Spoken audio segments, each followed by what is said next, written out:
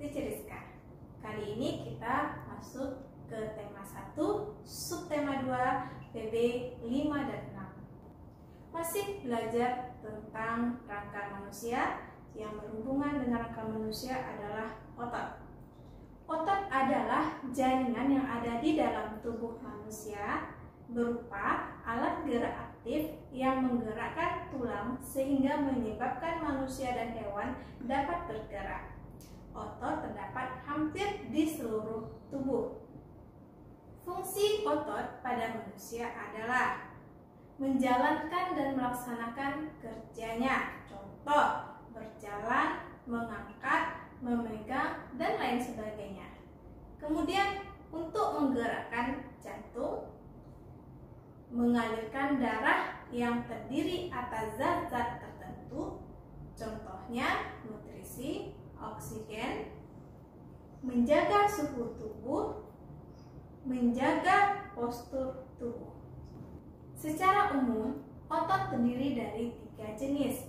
Yang pertama, otot polos. Otot polos yaitu otot yang bekerja tanpa kesadaran kita yang dipengaruhi oleh sistem syaraf tak sadar. Otot polos dibentuk oleh sel-sel yang berbentuk gelondong di mana kedua ujungnya runcing dan memiliki satu inti sel. Nah, gambar otot polos bisa dilihat di samping.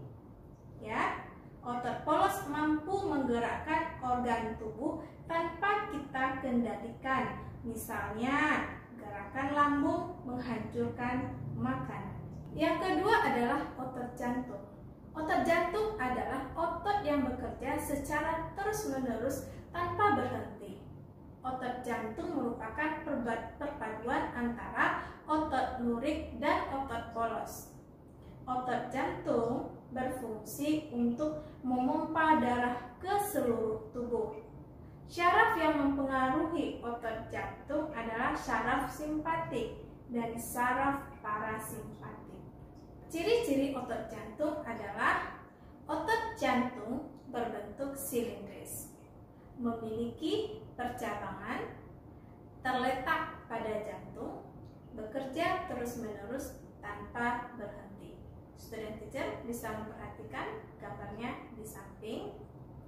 Yang ketiga adalah otot lurik. Otot lurik adalah otot yang menempel pada rangka tubuh manusia yang digunakan dalam pergerakan. Otot lurik bekerja di bawah kesadaran. Otot lurik disebut juga otot rangka karena menempel pada rangka manusia.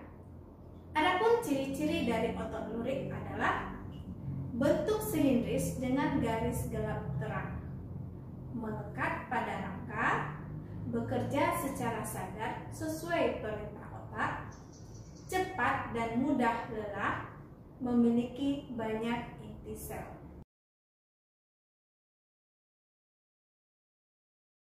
Macam-macam gerakan otot pada manusia.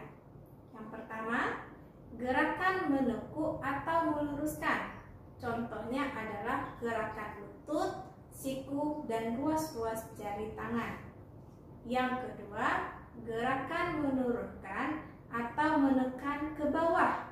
Contohnya, gerakan mengentakkan kaki, menekan benda menggunakan tangan. Yang ketiga, gerakan menaikkan.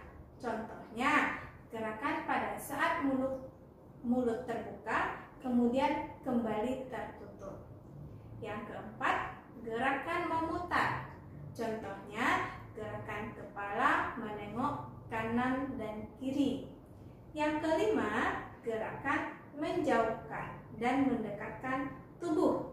Contohnya, gerakan merentangkan tangan dan menggerakkan kaki ke arah samping. Begitu pentingnya peranan otot pada tubuh kita. Maka supaya dia tetap sehat, ada cara-cara yang harus kita perhatikan untuk menjaga kesehatan otot kita tersebut. Yang pertama adalah menghindari gerakan yang membebani kerja otot secara berlebihan.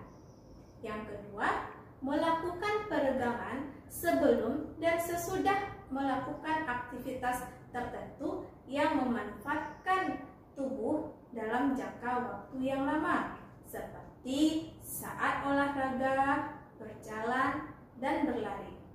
Yang ketiga caranya adalah melakukan latihan rutin, misalnya bersepeda dan senam.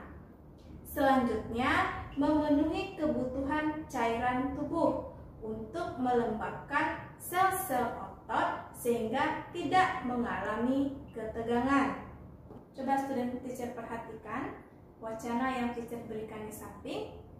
Setelah itu, seperti biasa, kita akan menentukan ide pokok dari wacana tersebut. Otot manusia. Otot-otot dalam tubuh manusia memiliki beberapa fungsi, tetapi fungsi yang utama adalah untuk bergerak. Adapun fungsi-fungsi yang lain antara lain untuk mendukung tubuh, menjaga postur tubuh, dan menjaga suhu tubuh. Semua fungsi otot tersebut dapat dilakukan apabila otot dalam keadaan sehat tanpa terjadi gangguan atau kelainan. Otot dalam tubuh manusia berperan dalam gerakan-gerakan yang disengaja.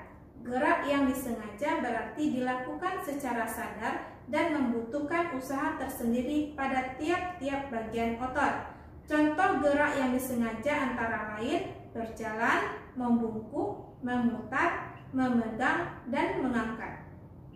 Dari bacaan yang sudah kita baca tadi, student teacher, maka ide pokok pada paragraf pertama adalah otot-otot dalam tubuh manusia memiliki beberapa fungsi, tetapi fungsi yang utama adalah untuk bergerak. Sedangkan ide pokok untuk paragraf kedua adalah otot dalam tubuh manusia berperan dalam gerakan-gerakan yang disengaja. Oke, student teacher, cukup sekian pembelajaran kita untuk hari ini. Sampai jumpa pada pembelajaran selanjutnya. Tetap semangat belajar di rumah dan jaga kesehatan. Goodbye.